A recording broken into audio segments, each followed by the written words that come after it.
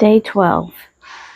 Genesis 24, Job 13 through 14, and Proverbs 2, verses 16 through 19.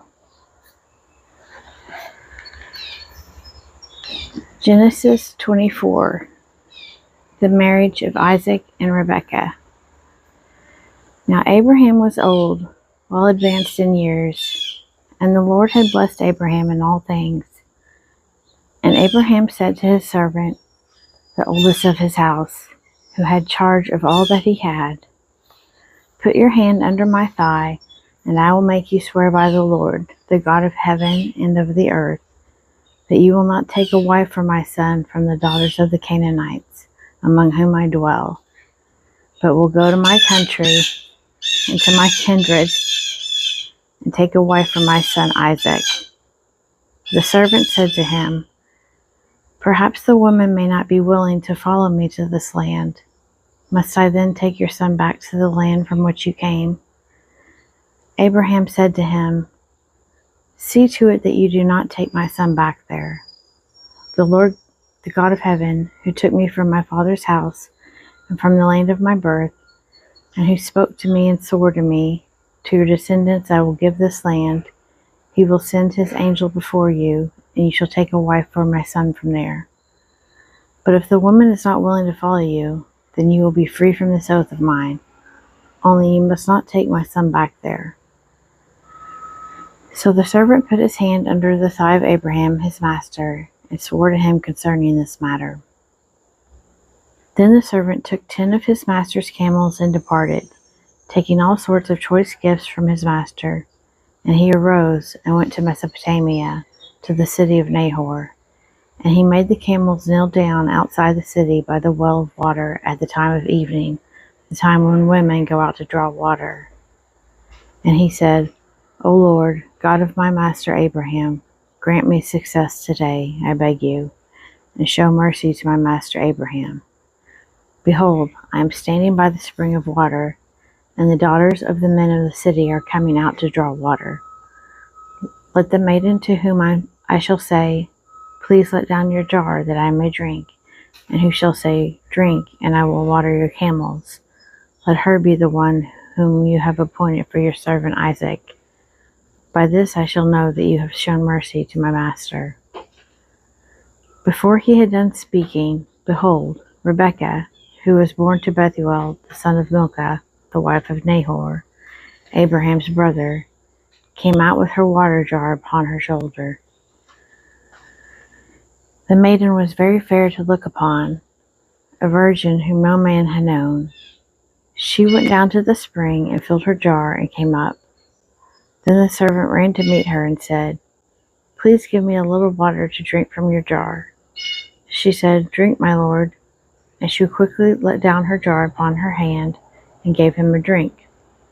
When she had finished giving him a drink, she said, "I will draw for your camels also until they have done drinking." So she quickly emptied her jar into the trough and ran again to the well to draw, and she drew for all his camels. The man gazed at her in silence to learn whether the Lord had prospered his journey or not. When the camels had done drinking, the man took a gold ring weighing a half shekel and 2 bracelets for her arms weighing 10 gold shekels, and said, "Tell me whose daughter you are. Is there room in your father's house for us to lodge in?" She said to him, "I am the daughter of Bethuel, the son of Milcah, whom she bore to Nahor." She added, "We have both straw and food enough, and room to lodge in." The man bowed his head and worshipped the Lord, and said, "Blessed be the Lord, the God of my master Abraham, who has not forsaken his mercy and his faithfulness toward my master. As for me, the Lord has led me in the way to the house of my master's kinsman." Then the maiden ran and told her mother's household about these things. Rebekah had a brother whose name was Laban, and Laban ran out to the man to the spring. When he saw the ring and the bracelets on his sister's arms, and when he heard the words of Rebekah his sister, "Thus the man spoke to me," he went to the man, and behold, he was standing by the camels at the spring.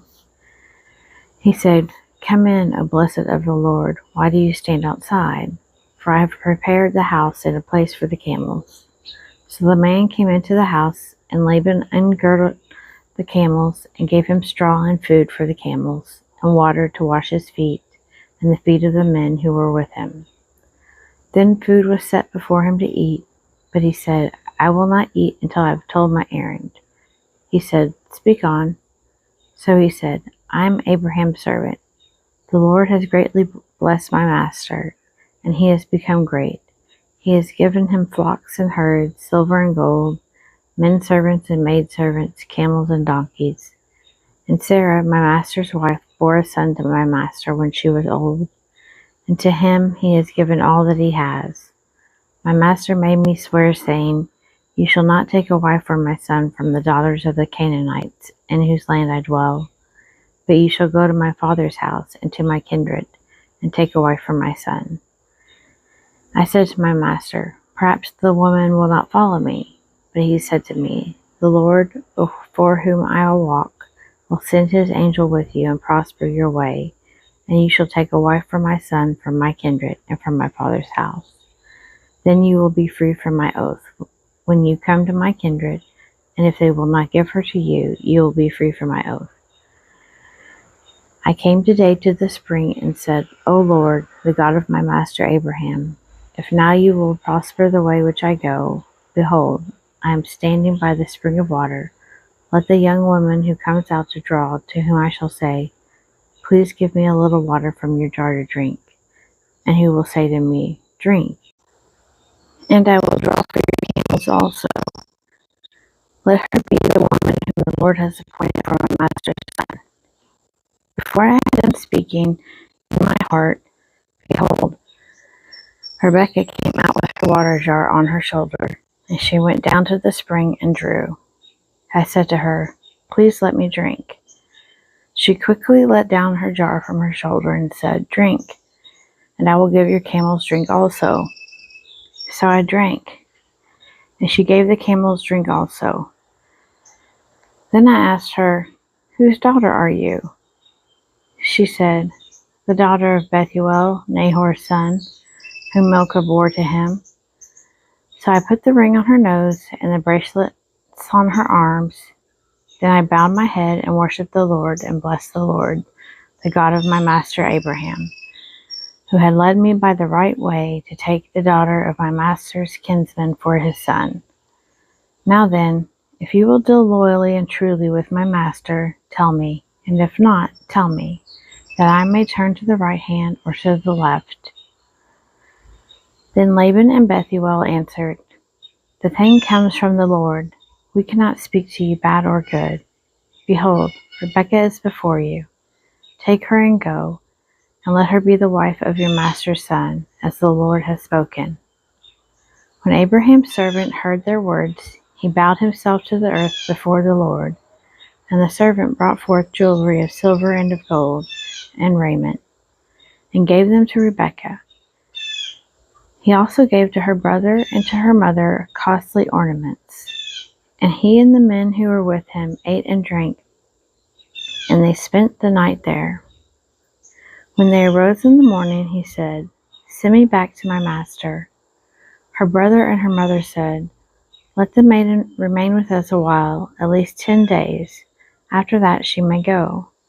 But he said to them, "Do not delay me, since the Lord has prospered my way. Let me go, that I may go to my master." They said, "We will call the maiden and ask her." And they called Rebekah and said to her, "Will you go with this man?" She said, "I will go." So they sent away Rebekah their sister, and her nurse, and Abraham's servant, and his men. And they blessed Rebekah and said to her, "Our sister, be the mother of thousands, of 10,000s, and may your descendants possess the gate of those who hate them." Then Rebekah and her maids arose, and rode upon the camels, and followed the man. Thus the servant took Rebekah, and went his way. Now Isaac had come from Beer-lahai-roi, and was dwelling in the Negeb. And Isaac went out to meditate in the field in the evening. And he lifted up his eyes and looked, and behold, there were camels coming. And Rebekah lifted up her eyes, And when she saw Isaac, she alighted from the camel and said to the servant, "Who is the man yonder walking in the field to meet us?" The servant said, "It is my master." So she took her veil and covered herself. And the servant told Isaac all the things that he had done. Then Isaac brought her into the tent and took Rebekah, and she became his wife, and he loved her. So Isaac was comforted after his mother's death.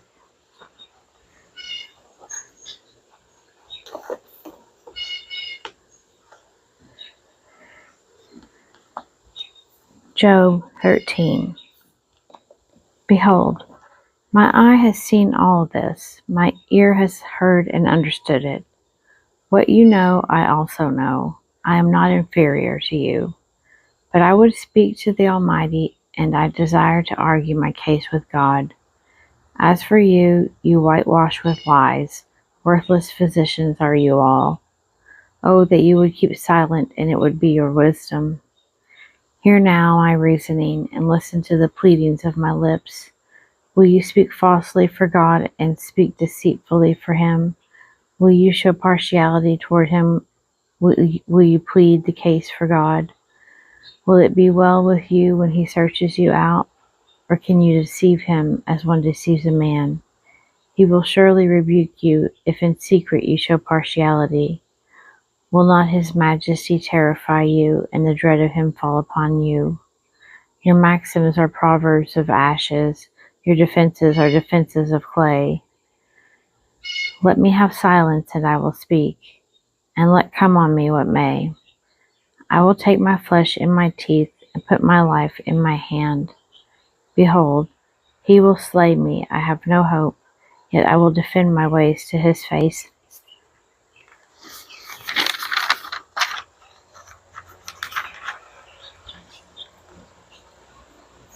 This will be my salvation, that a godless man shall not come before him. Listen carefully to my words, and let my declaration be in your ears. Behold, I have prepared my case. I know that I shall be vindicated. Who is there that will contend with me? For then I would be silent and die. Only grant two things to me, then I will not hide myself from your face. Withdraw your hand far from me, and let not dread of you terrify me. Then call, and I will answer, or let me speak, and do reply to me. How many are my iniquities and my sins? Make me know my transgression and my sin. Why do you hide your face and count me as your enemy? Will you frighten a driven leaf and pursue dry chaff? For you write bitter things against me, and make me inherit the iniquities of my youth. You put my feet in the stocks, and watch all my paths. You set a bound to the soles of my feet.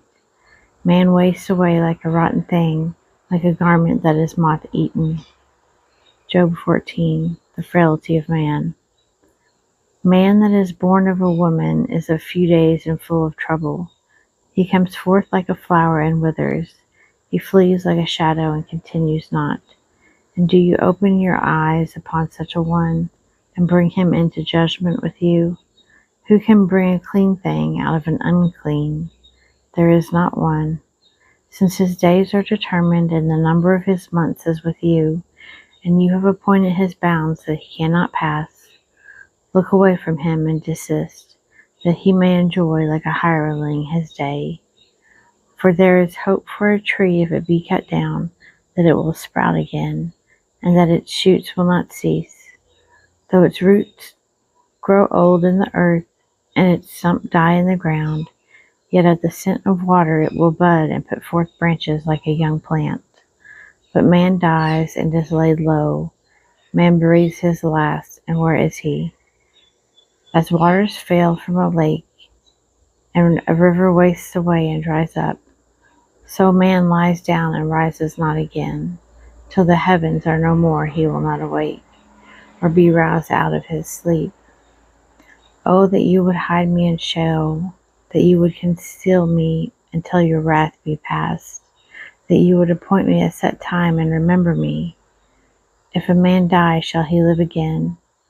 All the days of my service I would wait, till my release should come, You would call, and I would answer you. You would long for the work of your hands. For then you would number my steps. You would not keep watch over my sin. My transgression would be sealed up in a bag, and you would cover over my iniquity. But the mountain falls and crumbles away, and the rock is removed from its place. The waters wear away the stones. The torrents wash away the soil of the earth. So you destroy the hope of man. You prevail forever against him, and he passes. You change his countenance and send him away. His sons come to honor, and he does not know it. They are brought low, and he perceives it not. He feels only the pain of his own body, and he mourns only for himself.